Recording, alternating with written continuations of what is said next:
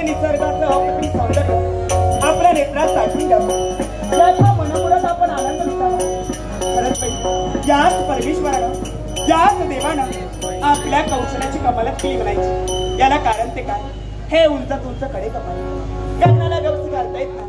हे मोठमोठे वृक्ष आणि या मोठमोठ्या वृक्षाला आलिंगन देत त्यांच्याच बरोबरीनं या वाटतं ते लता वेली आणि या वेलीवर बसून आपल्या तादात किलबिलाट सारे पक्षी हा थंडगार वारा आणि याच वाऱ्यामुळे अंगावरती सगळे रोमांच निर्माण झाले असं वाटू लागलं. याच धरणी माते आपल्या अंगावरती हिवागार शालू पांघरलाय की काय असेच बात. पण हो बाई, या बाजूला माझं लक्षच गेलं नाही.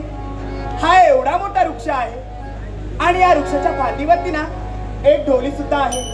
पण त्या ढोलीमध्ये ना एक पक्षी वास्तव्य करतो. हा पक्षी साळुंगी पक्षी असावा, पण या पक्षीच्या नेत्रामध्ये ना अनेक स्वप्न दिसू लागली. आणि ती स्वप्न कोणती असतील तर आपल्या भावी संसाराची सुखद स्वप्न हो हा पक्षी पाहत असेल. त्याप्रमाणे आम्ही सुद्धा पाहतोय ना. तारुण्यात आमचा प्रवेश झाला. नृत्य गायन हे सोडून आम्हाला लग्न सुद्धा करायचं आहे ना.